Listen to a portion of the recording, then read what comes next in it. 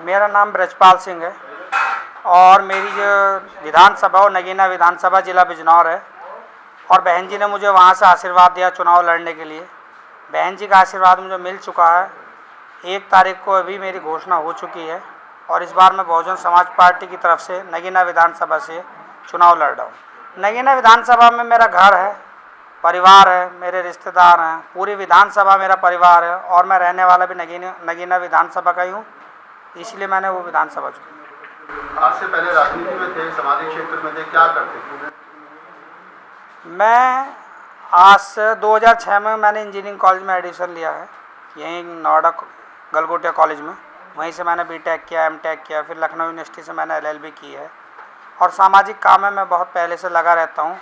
राजनीतिक चुनाव मेरा ये पहला चुनाव है नगीना विधानसभा से, जो बहन जी ने मुझे ये मौका दिया कि एक छोटे से कार्यकर्ता को बहन जी ने अपना आशीर्वाद देकर नगीना विधानसभा से चुनाव लड़ने का मौका दिया। आज से पहले किसी और पार्टी में थे या शुरू से बसपा के लिए काम किया?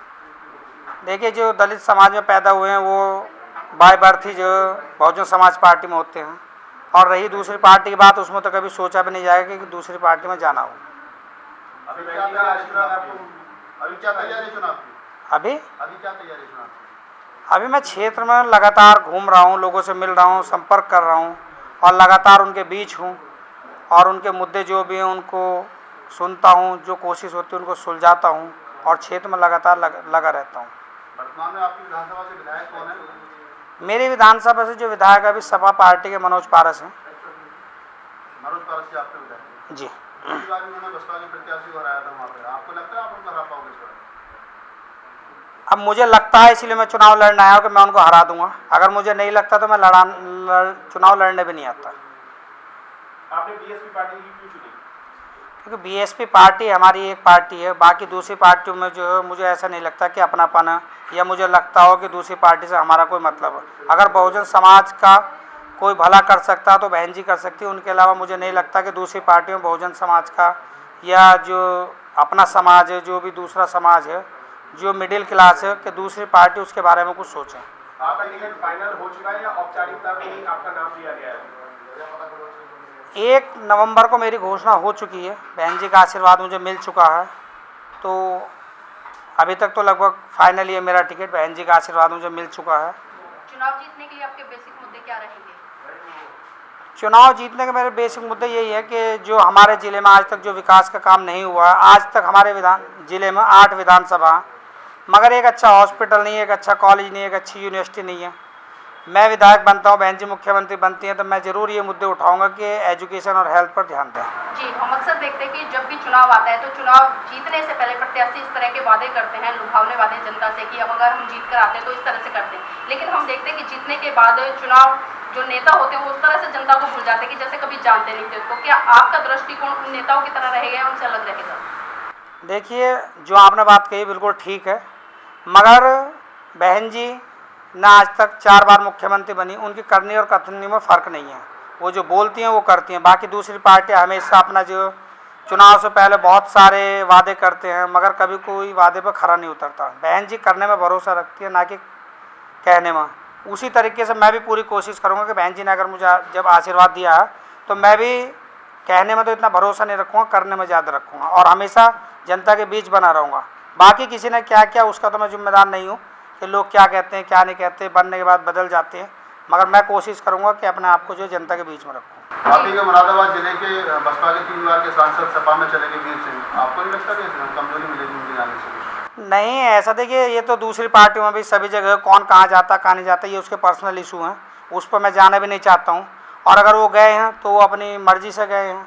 भाई बहन जी ने उनको इतनी पावर दी, अगर उनको इतनी पावर या इतना सम्मान भी समझ में नहीं आता तो फिर उसमें बहन जी की क्या गलती है, पार्टी की क्या गलती है? 3 बार राज्यसभा सांसद बनाना अपने आप में कोई छोटी बात नहीं है। पश्चिमी उत्तर प्रदेश में बताया जा रहा है कि जो पार्टी की गुटबाजी है वो पार्टी को भारी पड़ सकती है। आपको लगता है कि आपकी विधानसभा में पार्टी में गुटबाजी है कुछ? नहीं, मैं रही बात मेरी विधानसभा की, मुझे अपनी विधानसभा तो क्या अपने ज़िले में मंडल में कहीं ऐसा नहीं लगता कि बहुजन समाज पार्टी में कोई गुटबंदी है या कोई विवाद। मुझे जैसा आज तक लगा सब एकजुट होकर बहन जी को चुनाव लड़ा रहे हैं और बहुजन समाज पार्टी की इस बार सरकार बनेगी और बहन जी 5वीं बार मुख्यमंत्री बनेंगे। इन फ्यूचर अगर किसी कारणवश पार्टी आपका टिकट काट के किसी और को दे देती है, हाँ। तो आप उसको प्रत्याशी को चुनाव लड़ाएंगे, निर्दलीय लड़ेंगे, अन्य किसी पार्टी का दरवाजा खटखटाएंगे? बहन जी का जो भी आदेश होगा, बहन जी जिसको भी आशीर्वाद देंगे, मैं उसको हमेशा चुनाव लड़ाऊंगा। और रही है आज की बात इस बार की विधानसभा की, तो इस बार की तो बहुत छोटा आपने सवाल किया। मैं हमेशा जो बहन जी के साथ रहूँगा और कोशिश करूँगा कि जो भी प्रत्याशी को चुनाव बहन जी आशीर्वाद देंगे उसी को चुनाव लड़ाऊँगा। हम ये भी जानना चाहेंगे कि जिस तरह से अन्य पार्टियों के प्रत्याशी लड़ते हैं, खासकर वो जो उनका मुखिया होता है उसके चेहरे पर वोट मांगते हैं, तो क्या आपका भी दृष्टिकोण ऐसा रहेगा या सिर्फ आप अपने चेहरे पर वोट मांगने का प्रयास करेंगे? देखिए, मेरा चेहरा इतना बड़ा नहीं है अभी कि मैं अपने ऊपर जो सारे वोट मांग लूँ। मैं बहन जी का आशीर्वाद मुझे मिला, अपने समाज का मिला, बाकी सब समाज का मैं आशीर्वाद लूँगा। बहन जी का आशीर्वाद मिला, मैं आज जनता के बीच जा रहा हूँ, घर घर जा रहा हूँ, गाँव में सभी के घर जाता हूँ, मैं सभी का आशीर्वाद लेने जाता हूँ। और बहन जी का आशीर्वाद की तो मुझे हमेशा ज़रूरत पड़ेगी, और पार्टी के आशीर्वाद के बिना तो संभव नहीं है कि आदमी अपने दम पर चुनाव जीत ले। क्षेत्र की जनता को क्या मैसेज देना चाहेंगे? मैं क्षेत्र की जनता को यही मैसेज देना चाहूँगा कि मैं जो है तोड़ने की नहीं, जोड़ने की राजनीति करूँगा, और जनता के लिए जो भी मेरे से हर संभव होगा। बहन जी मुख्यमंत्री बनेंगी तो हम लोग जो एजुकेशन और हेल्थ पर पूरा ध्यान देंगे, और बहन जी से उसी की हम सिफारिश भी करेंगे कि बहन जी ज़िले में जो दिक्कतें हैं, जो परेशानी है, उनका समाधान किया जाए। आपकी पार्टी की कोई 5 विशेषता ऐसी बताइए जिससे कि वोट आपको मिले, अन्य पार्टी को ना मिले। 5 विशेषताएं क्या? 2007 से लेकर 2012 तक की जो बहन जी की सरकार चली है उसमें अनेकों इतने काम हुए हैं। बहन जी ने एक्सप्रेस हाईवे दिया, हॉस्पिटल बनवाए,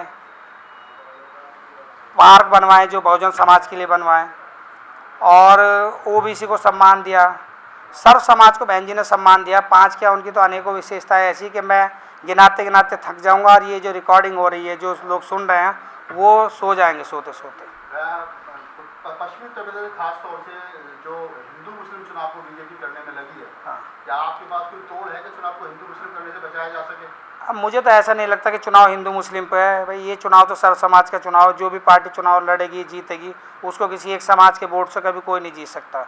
पूरे यूपी में क्या, हिंदुस्तान में कोई भी एक ऐसी वो नहीं है कि जो एक कास्ट से आप जो चुनाव जीत सकते हैं। पश्चिमी उत्तर प्रदेश में आरएलडी का गठबंधन समाजवादी पार्टी के साथ होने जा रहा है, आपकी सीट पर भी उसका असर पड़ेगा, मुस्लिम वोट खासतौर से टारगेट होगा, क्या प्लान है? मुझे ऐसा कुछ नहीं लगता कि मेरी सीट पर कोई फ़र्क पड़ेगा या किसी भी सीट पर कोई फ़र्क पड़ेगा। बहुजन समाज पार्टी अकेले ही चुनाव लड़ेगी और अपने दम पर सरकार बनाएगी। आरएलडी या सपा से उसका कोई कंपटीशन नहीं है। सब्सक्राइब करें आपके अपने चैनल समता आवाज़ टीवी को, बेल आइकन दबाना ना भूलें सबसे पहले हमारी वीडियो देखने के लिए।